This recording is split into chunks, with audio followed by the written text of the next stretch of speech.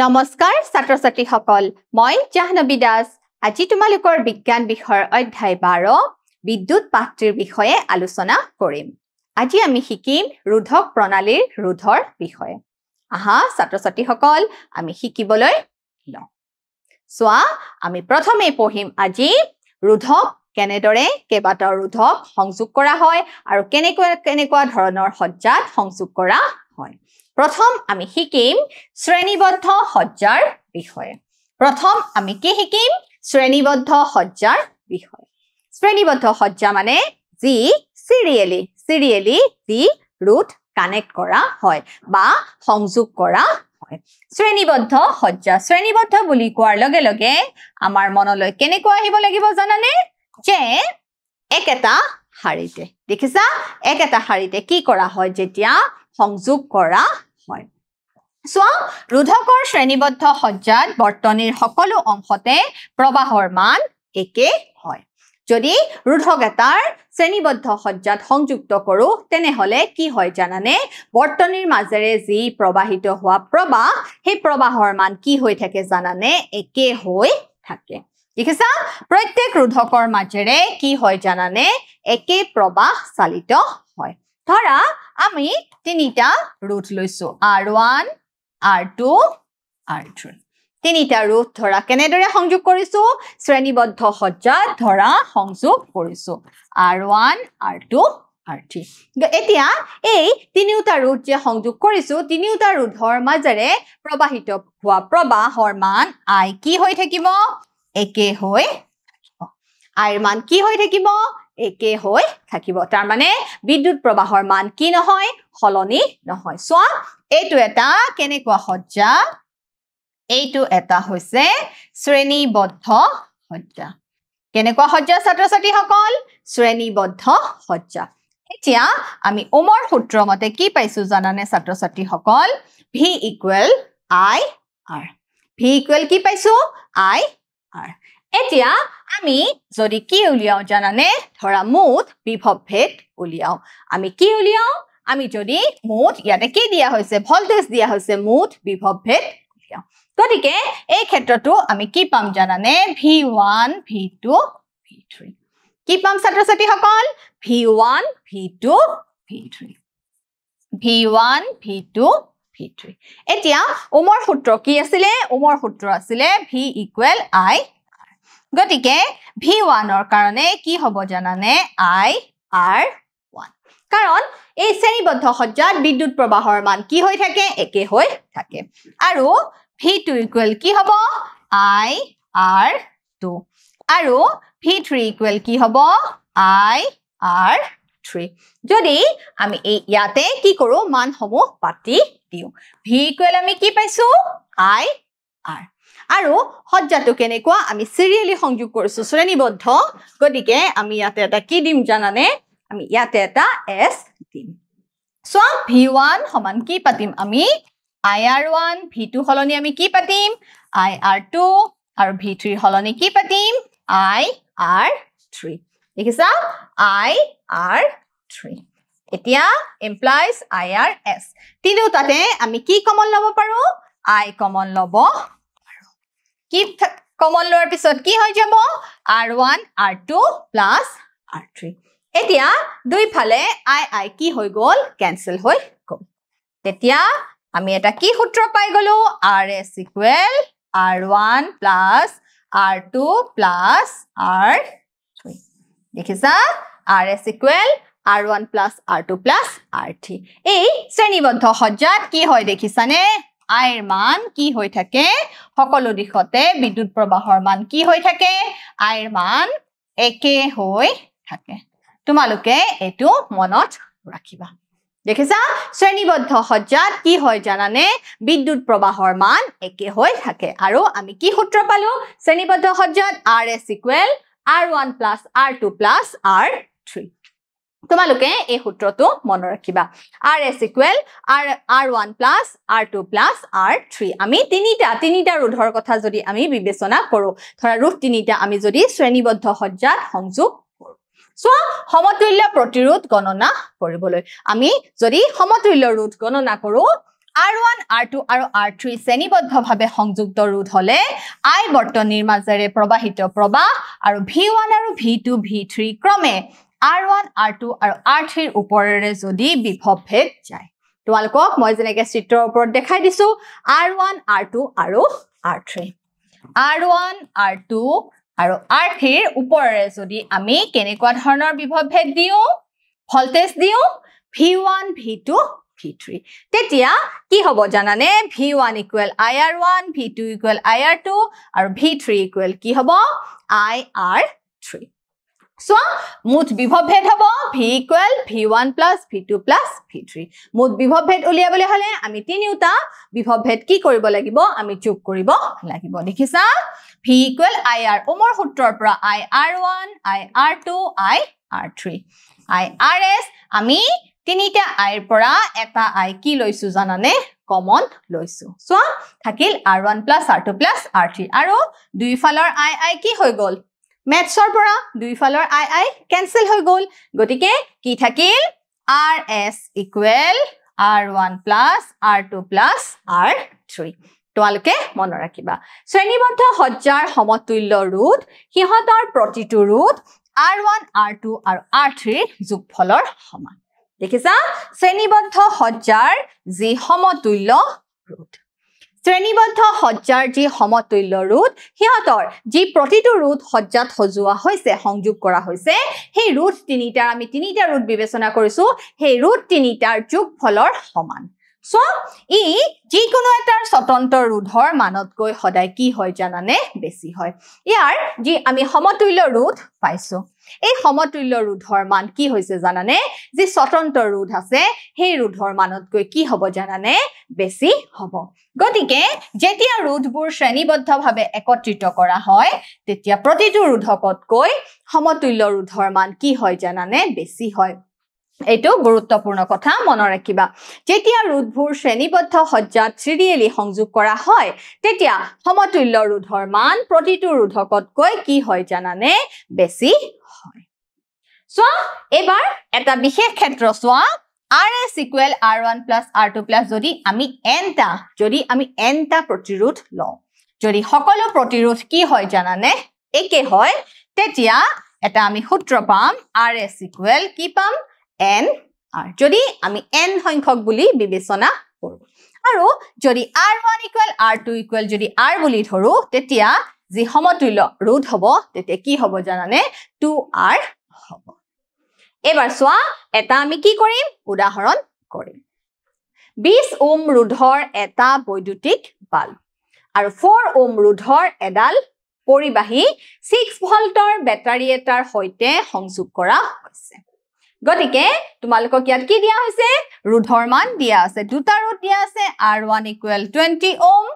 আৰু R2 = কি দিয়া হৈছে 4 ওম আৰু ভোল্টৰ মান কিমান দিয়া হৈছে জানানে 6 ভোল্ট দিয়া হৈছে দেখিছা ইয়াতে কি দিয়া হৈছে 4 ওম আৰু R2 ৰ মান কিমান দিয়া হৈছে ভোল্টৰ মান কিমান দিয়া হৈছে 6 ভোল্ট এতিয়া আমি বৰ্তনীটোৰ কি উলিয়াব লাগে মুঠ ৰোধৰ মান উলিয়াব লাগে ইয়াতে আৰু এটা ৰোধ দিয়া আছে 20 ওম ৰোধৰ এটা বৈদ্যুতিক বাল্বটোৰ ৰোধ কিমান দিয়া হৈছে 20 ওম আৰু এটা ৰোধ কিমান 4 ওম দেখিছা 20 ওম ৰোধৰ এটা বৈদ্যুতিক বাল্ব ইয়াক যদি আমি R1 বুলি ধৰো ধৰা ইয়াক যদি R2 বুলি ধৰো দুইটা কেনেদৰে সংযোগ কৰা হৈছে শ্ৰেণীবদ্ধ সজ্জা কেনেদৰে সংযোগ কৰা হৈছে ছাত্ৰ ছাত্ৰীসকল শ্ৰেণীবদ্ধ সজ্জা তোমালোকে মন ৰাখিবা এতিয়া বৰ্তনীটোৰ আমি কি উলিয়াব লাগে মুঠ ৰোধ উলিয়াব লাগে R1 দিয়া আছে R1 ৰ মান দিয়া আছে 20 ওম আৰু R2 ৰ মান কিমান দিয়া আছে 4 ওম গতিকে আমাৰ মুঠ ৰোধ কিমান হ'ব শ্ৰেণীবদ্ধ সজ্জা মুঠ ৰোধ R = হ'ব R1 + R2 কিমান হ'ব R1 + R2 R1 20 ওম আৰু R2 হৈছে 4 সমান আমি কিমান ওম পালো মুঠ ৰোধ 24 গতিকে বৰ্তনীটোৰ আমি মুঠ ৰোধ কিমান পালো জানানে ছাত্ৰ ছাত্ৰীসকল 24 ওম তোমালোকে এবাৰ ভালদৰে চাই লোৱা বৰ্তনীটোৰ আমি মুঠ ৰোধ কিমান পালো 24 ওম এতিয়া আমাক সুধিছে বৰ্তনীৰ মাজেৰে যোৱা প্ৰবাহৰ মান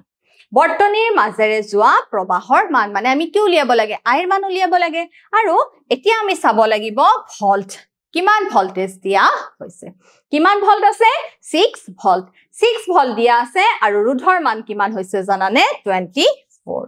6 ভল্ট দিয়া হৈছে আৰু ৰোধৰ মান কিমান দিয়া আছে 24 ওম এতিয়া আমাক কিহৰ মান উলিয়াব দিছে বৰ্তনীৰ মাজেৰে পাৰ হৈ যোৱা প্ৰবাহ মানে আই গতিকে আমি ওমৰ সূত্ৰ প্ৰয়োগ কৰিম হয়নে নহয় ছাত্ৰ ছাত্ৰীসকল ওমৰ সূত্ৰৰ আমাক কৈছে যে V = I R V I ৰ সমানুপাতিক এতিয়া আমি কিহৰ মান উলিয়াব লাগে I ৰ মান উলিয়াব লাগে V/R হয়নে নহয় এতিয়া আমি ধুনিয়াকে মানখিনি পাতি দিম I = V দিয়া আছে 6 ভল্ট R ৰ মান দিয়া আছে 24 ওম কিমান দিয়া আছে 24 ওম তোমালোকে কাটাকাটি কৰি দিয়া সমান কিমান ওলাব 1/4 কিমান হ'ব 1/4 এম্পিয়াৰ মানে সমান আমি যদি মানটো উলিয়াও আমি কিমান হ'ব 4 দুগুণ 8 দহৰাত গল 2 কি হ'ব 0 4 5 গুণ দেখিছানে ছাত্ৰ ছাত্ৰীসকল কিমান হ'ব 0.325 এম্পিয়াৰ কিমান হ'ব 0.25 এম্পিয়াৰ এতিয়া চোৱা আকৌ কৈছে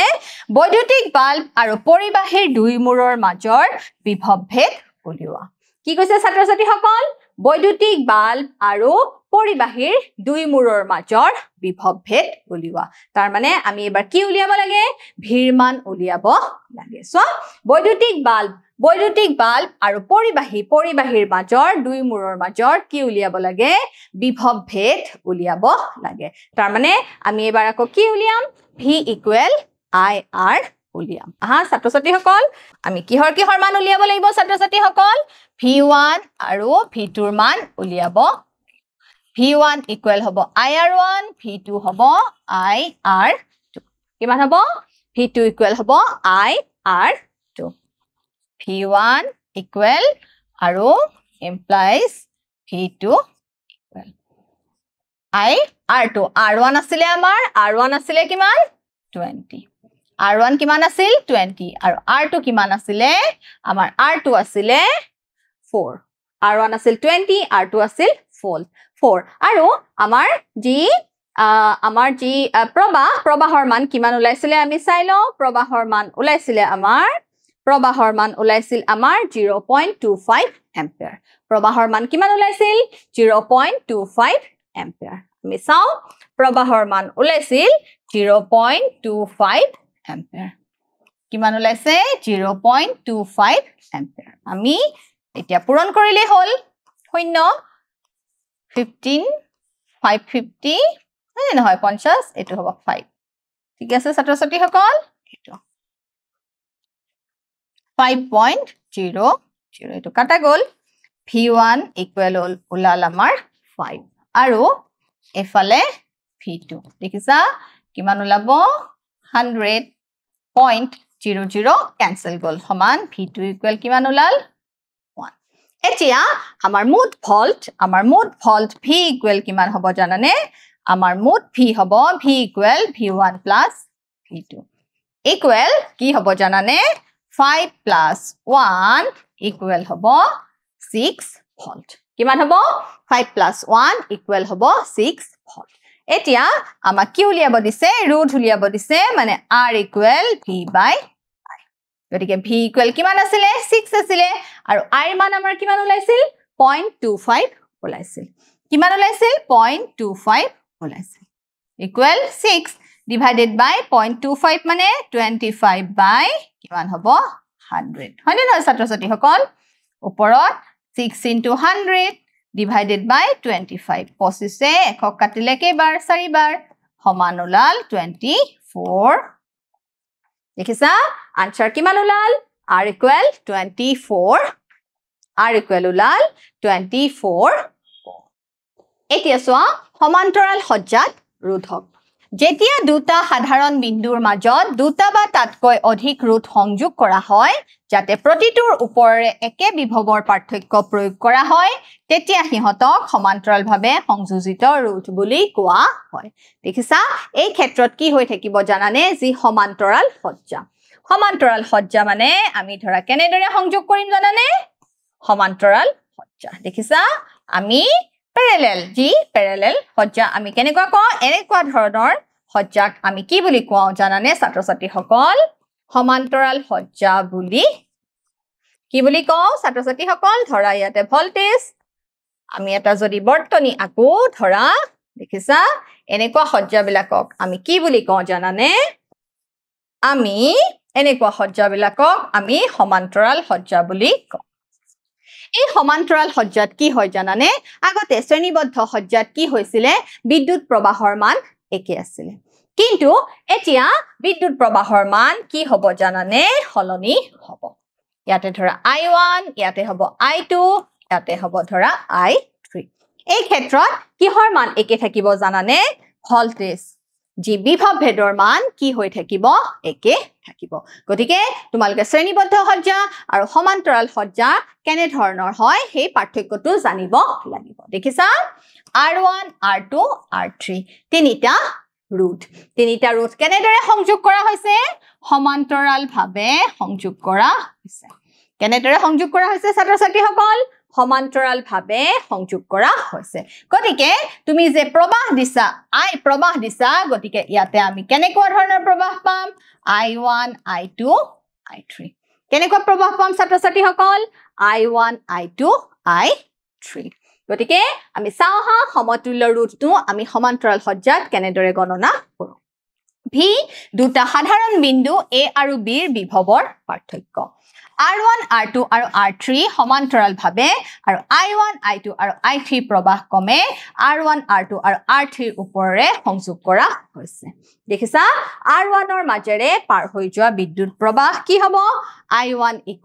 V/R1 দেখিছা I2 = হ'ব V/R2 I3 = হ'ব V/R3 গতিকে মোট প্ৰবাহ হ'ব I = I1 + I2 + I3 আৰু কি মান হ'ব ইয়াৰ পৰা আমি এটা কি পাম সূত্ৰ আমি চাওঁ হা কেনেকুৱা সূত্ৰ আমি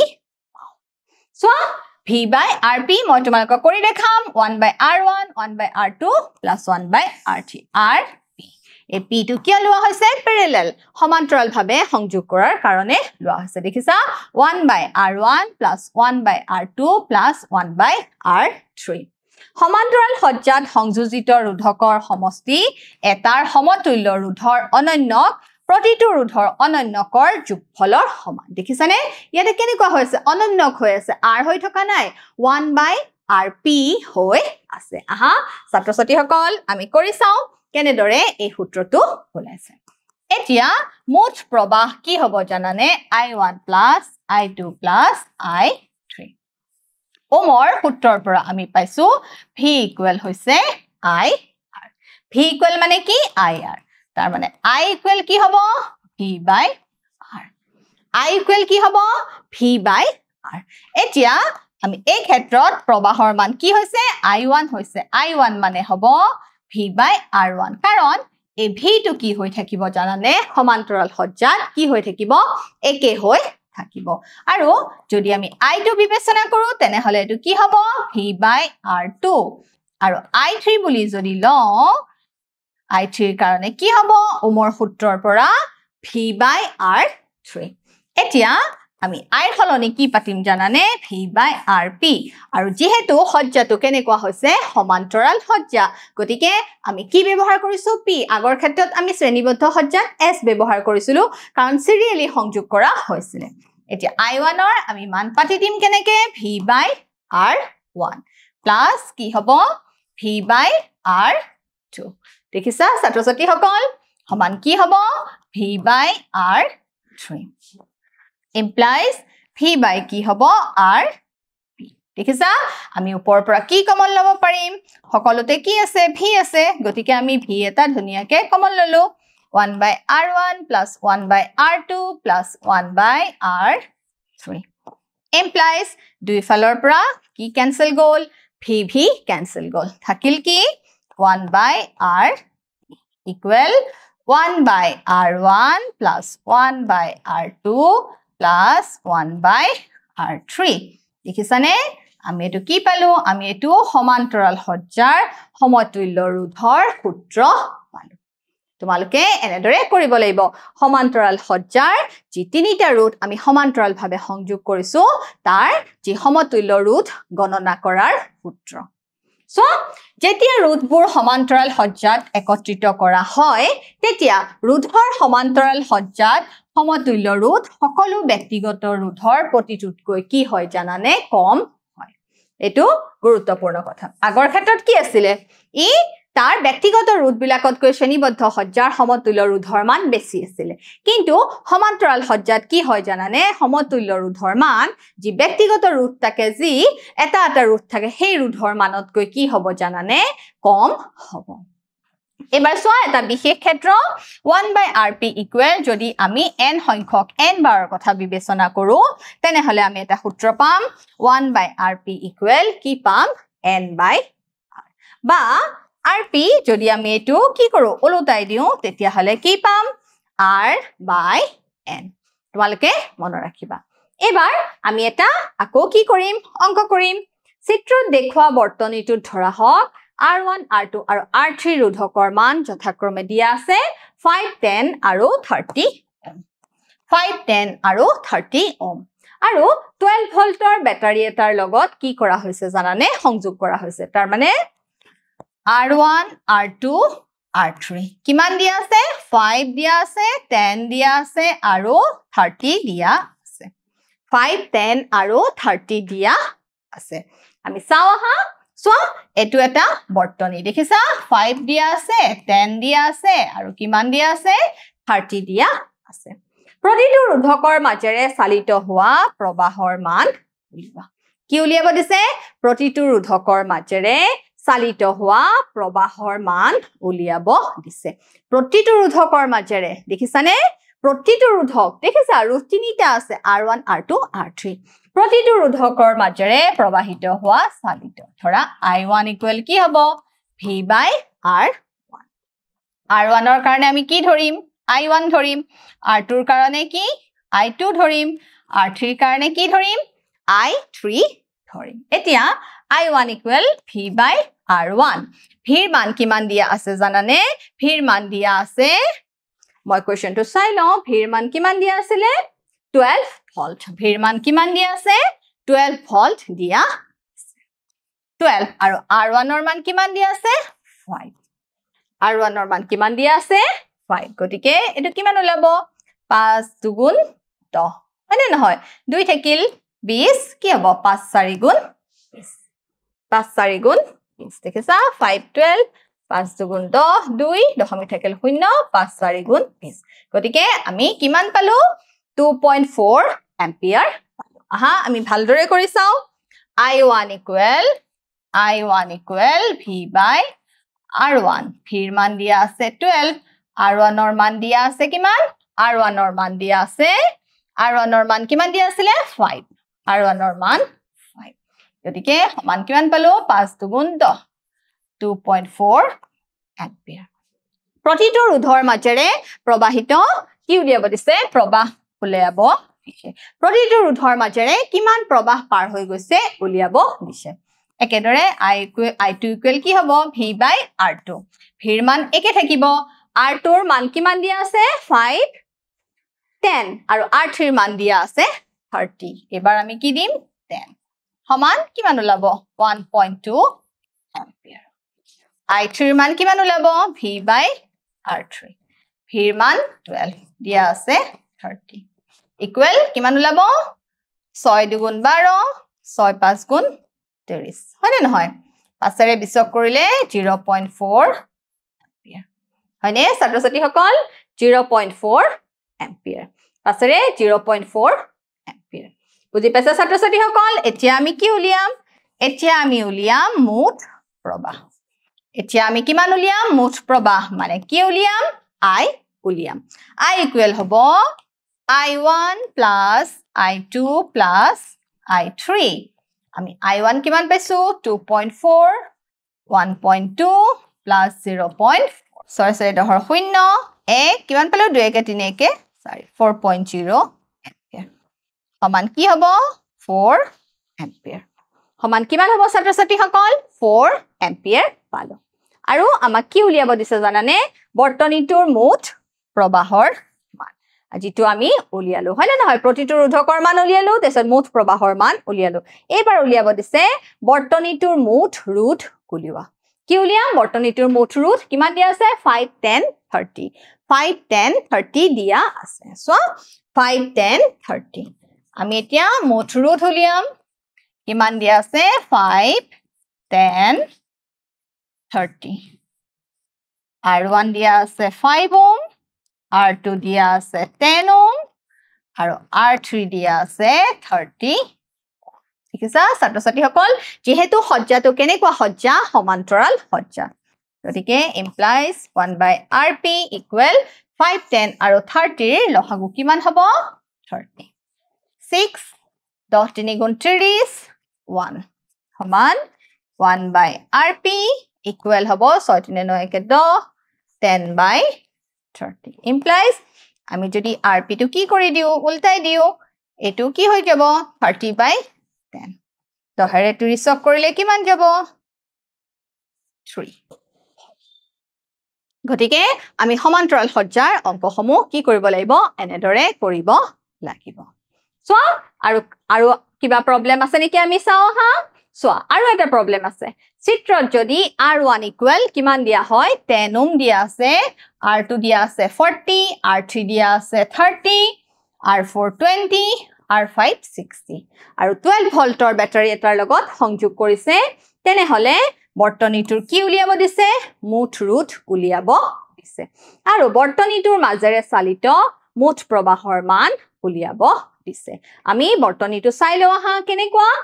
R1 R2 R3 R4 R5 আমি এটা ধুনিয়াকে মানখিনি পাতি যাম R1 10 R2 হৈছে 40 R1 10 R2 হৈছে দিয়া আছে 40 আমি মানখিনি পাতি লও তেতিয়া আমি অংকটো ধুনিয়াকে কৰিব পাৰিম R3 30 20 60 30 20 আৰু কিমান দিয়া আছে 60 দিয়া আছে 30 20 আৰু কিমান দিয়া আছে 60 দিয়া আছে এতে কি কৰিব দিছে বৰ্তনীটোৰ মুঠ ৰোধ আৰু কি উলিয়াব দিছে মুঠ প্ৰবাহৰ মান উলিয়াব দিছে প্ৰথম আমি কি উলিয়াম বৰ্তনীৰ সমান্তৰাল যেটো সজ্জা বৰ্তনীৰ আমি কি উলিয়াম মুঠ ৰোধ উলিয়াম প্ৰথম আমি কি উলিয়াম R equal R1 plus R2 দেখিছানে আমি প্ৰথম এই সমান্তৰাল সজ্জাৰ মুঠ ৰোধ উলিয়াম ধৰা আমি ইয়াক কি বুলি ধৰি লৈছো আমি ধৰা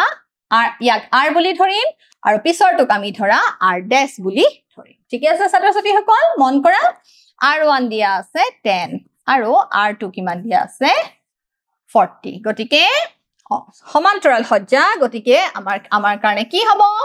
আমাৰ সূত্ৰটো হ'ব সমান্তৰাল সজ্জাৰ কাৰণে 1/rp equal হ'ব 1/r1 plus 1/r2 implies 1/rp equal 1/r1 কিমান হ'ব 10 plus 1/40 ঠিক আছে ছাত্ৰ-ছাত্ৰী সকল rp সমান কিমান হ'ব 10 আৰু 40 40 4 plus 1 মানে 1/rp equal হ'ব 5/40 equal হ'ব আমি উল্টাই দিও rp equal হ'ব 40/5 40/5 মানে কিমান rp যেটো হ'ব 8 কিমান হ'ব 8 কিমান হ'ব 8